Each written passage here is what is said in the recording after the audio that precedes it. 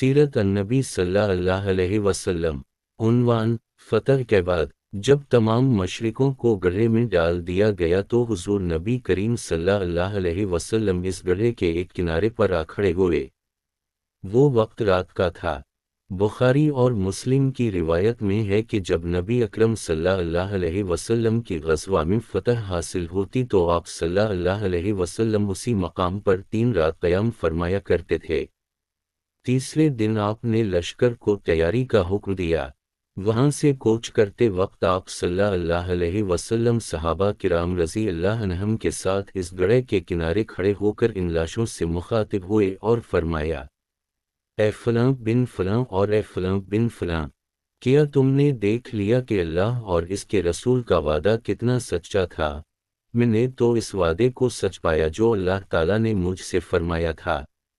आप सल्लल्लाहु अलैहि वसल्लम ने लोगों के नाम भी लिए, मसलन फरमाया, ए अतबा बिन रबिया, ए शैबा बिन रबिया, ए उमैया बिन खलफ और ए अबू जहल बिन हश्शाम। तुम लोग नबी का ख़ानदान होते हुए बहुत बुरे साबित हुए। तुम मुझे झटलाते थे जबकि लोग मेरी तस्दीक कर रहे थे। तुमने मुझे वतन से निकाला जबकि दूसरों ने मुझे पनाह दी। तुमने मेरे मुकाबले में जंग की जबकि गैरों ने मेरी मदद की। आप सल्लल्लाहु अलैहि वसल्लम के ये अल्फाज सुनकर हज़रत उम्र रज़ी अल्लाह अन्हा ने अर्ज़ किया, ए अल्लाह के रसूल, आप इन मर्दों से बातें कर रहे हैं जो बेरूह लाशें हैं। इसके जवाब में आपने इरशाद फरमाया, जो कुछ मैं कह रहा हूँ इसको तुम लोग इतना नहीं सुन रहे हैं मगर ये लोग अब जवाब नहीं दे सकते। हुज़ूर सल्लल्लाहु अलैहि वसल्लम ने फ़तह की खबर मदीना मुनव्वरा भेज दी। मदीना मुनव्वरा में फ़तह की खबर हज़रत ज़ैद बिन हारसा रज़ी अल्लाह अन्हा लाए थे। इन्होंने ये खुशखबरी बुलंद आवाज़ में यूं सुनाई, ए गिरोह अंसार, तुम्हें खुशखबरी हो, रसूल अल्लाह सल्लल्लाहु अलैहि वसल्लम की सलामती और मशरिकों के कत्ल और गिरफ्तारी की। कुरैशी सरदारों में से फलां फलां कत्ल और फलां फलां गिरफ्तार हो गए हैं। उनके मुंह से ये खुशखबरी सुनकर अल्लाह का दुश्मन का बिन अशरफ यहूदी तैश में आ गया और इन्हें झटलाने लगा। साथ ही उसने कहा, अगर मोहम्मद सल्लल्लाहु अलैहि वसल्लम ने इन बड़े बड़े सौरमाओं को मार डाला है तो ज़मीन की पुष्ट पर रहने से ज़मीन के अंदर रहना बेहतर है, यानी ज़िंदगी से मौत बेहतर है। फ़तह की ये खबर वहाँ उस वक्त पहुँची जब मदीना मुनव्वरा में हुज़ूर सल्लल्लाहु अलैहि वसल्लम की साहिबजादी वफ़ात पा चुकी थीं और उनके शौहर हज़रत उस्मान रज़ी अल्लाह अन्हा और वहाँ मौजूद सहाबा किराम उनको दफन करके कब्र की मिट्टी बराबर कर रहे थे। हज़रत सल्लल्लाहु अलैहि वसल्लम को जब हज़रत रक़ी रज़ी अल्लाह अन्हा की वफ़ात की इत्तला दी गई तो इरशाद फरमाया, अल्हम्दुलिल्लाह, अल्लाह का शक्र है, शरीफ बेटियों का दफन होना भी इज्जत की बात है। फ़तह की खबर सुनकर एक मुनाफिक बोला, असल बात यह है कि तुम्हारे साथी शिकस्त खाकर तत्तर बदतर हो गए हैं और अब वो कभी एक जगह जुमा नहीं हो सकेंगे। मोहम्मद सल्लल्लाहु अलैहि वसल्लम बैठ कर आए हैं। अगर मोहम्मद सल्लल्लाहु अलैहि वसल्लम जिंदा होते तो अपनी ओनटनी पर खुद सवार होते, मगर ये ज़ैद ऐसे बदहुस हो रहे हैं कि इन्हें खुद भी पता नहीं कि क्या कह रहे हैं। अलामत वागैन। इस पर हज़रत उसामा रज़ी अल्लाह अन्हा ने इससे कहा, ओ अल्लाह के दुश्मन, मोहम्मद सल्लल्लाहु अलैहि वसल्लम को अलीने दे, फिर तुझे मालूम हो जाएगा कैसे फ़तह हुई और कैसे शिकस्त हुई है।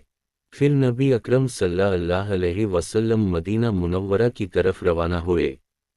रास्ते में सिफरा की घाटी में पहुंचे तो इस जगह आप सल्लल्लाहु अलैहि वसल्लम ने माल गनीमत तक़सीम फरमाया।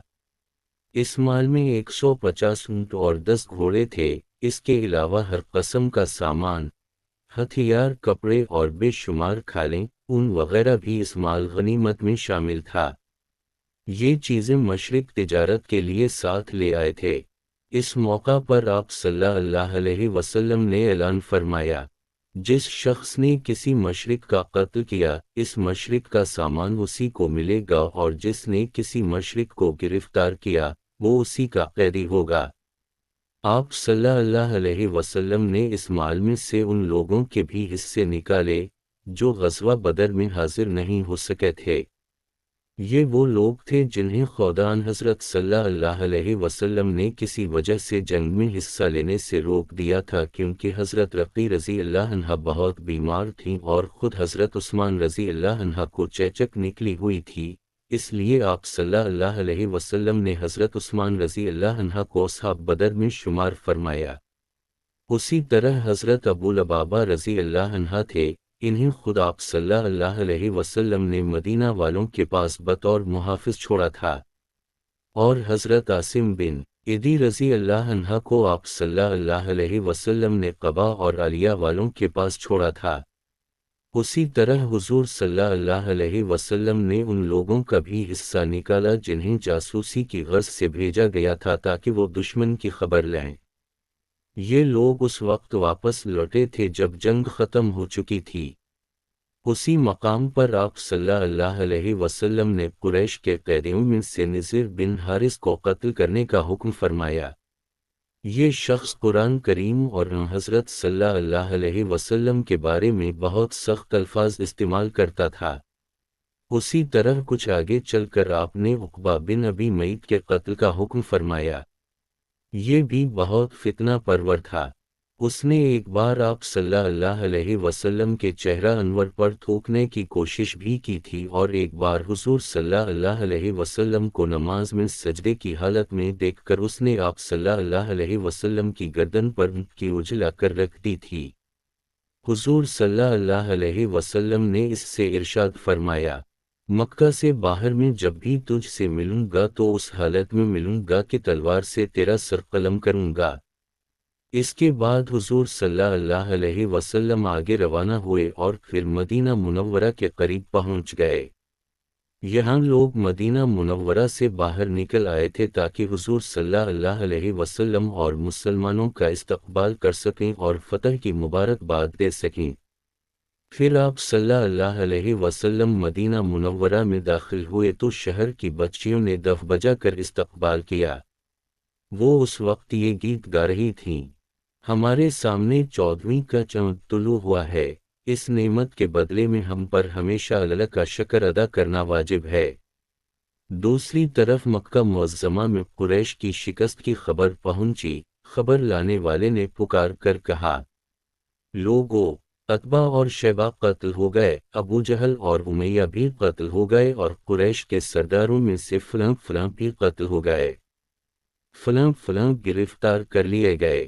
یہ خبر وحشت ناک تھی۔ خبر سن کر ابو لہب کھسٹا ہوا باہر آیا۔ اسی وقت ابو سفیان بن حارث رضی اللہ عنہ وہاں پہنچے۔ یہ حضور صلی اللہ علیہ وسلم کے چچا زاد بھائی تھے، اس وقت مسلمان نہیں ہوئے تھے۔ یہ بدر میں مشرکین کی طرف سے شریک ہوئے تھے۔